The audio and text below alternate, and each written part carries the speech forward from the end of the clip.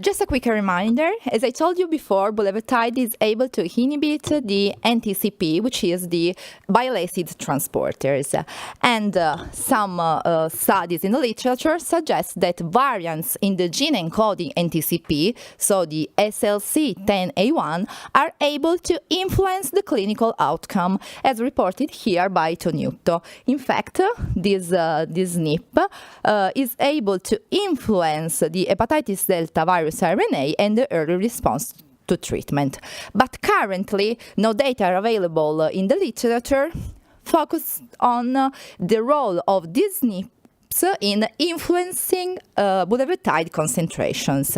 Consequently, the aim of our study was to describe the characteristics of a cohort of patients with hepatitis delta virus and treated with bulevirtide in the real life, and then investigated the possible role of SLC10A1 genetic variants together with other biomarkers in influencing bulevirtide plasma concentrations.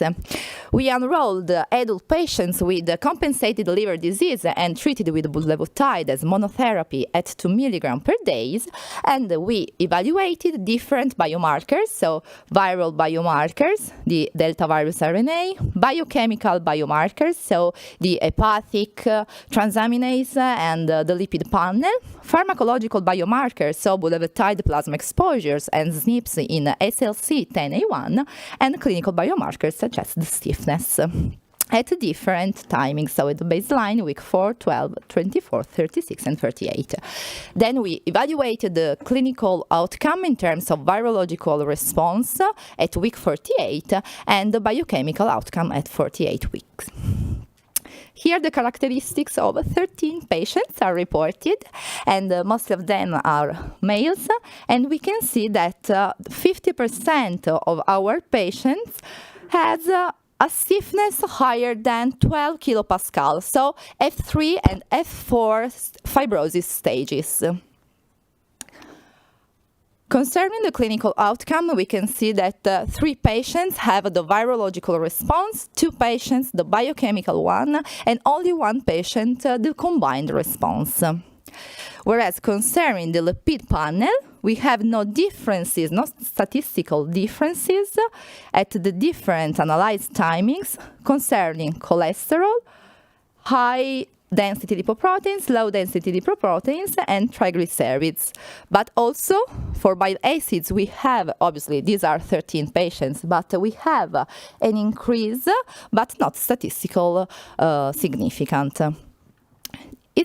This is important because we have no drug-related adverse events in our cohort of patients.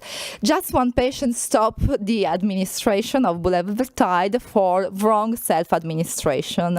And I will show you his RNA. So these are the different RNAs.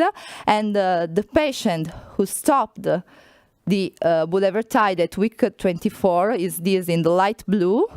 You can see he stopped bulevirtide at week 24, and then his viremia obviously increases after stopping bulevirtide treatment. Concerning bulevirtide plasma exposure, we can highlight an increasing trend from week 4 to week 48, and none of the drugs co-administered in our patients was able to influence bulevirtide plasma concentrations in our cohort of patients.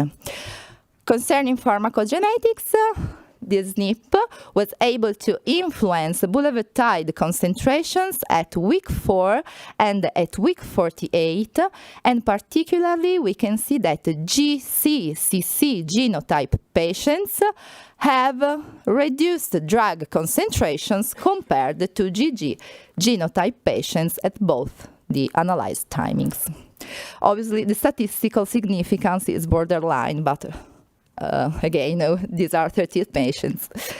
Pharmacogenetics could also be associated with the clinical outcome, and although we have no statistical significance, we can see that GC-CC genotypes are more frequent in patients who have a clinical outcome, as you can see here in red and green.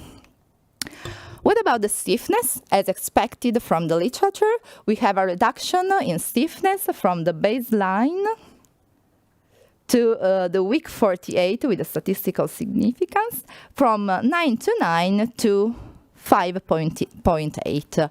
And also stiffness was able to influence bulevirtide concentrations at week 4, at week 12, and at week 24, and at week 36. And we can see that at every timing, patients with a stiffness higher than 12, so as I told you before, F3 and F4 fibrosis stages, have reduced bulevirtide concentrations. At week 48, we have no difference, probably due because the fibrosis improved thanks to bulevirtide treatment.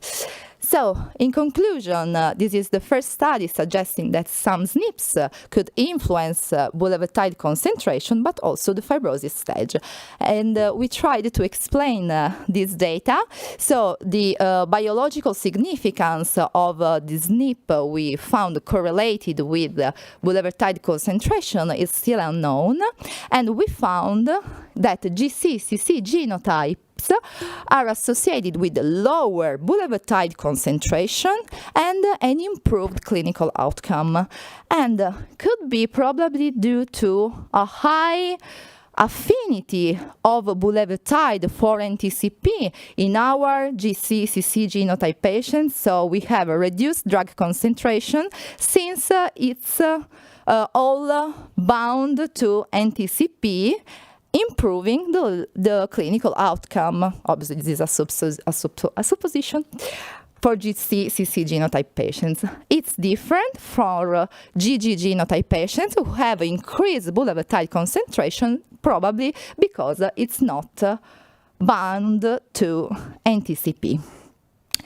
Concerning the fibrosis, we found that bulevirtide plasma concentrations are reduced at every analyzed timing, but not at week 48 when the stiffness greatly improved.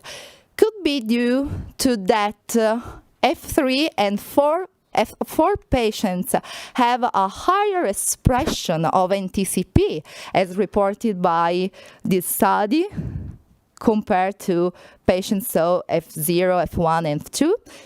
These, again, are suppositions of clinical pharmacologists, so thank you very much again for your attention, and all the organizers and my colleagues.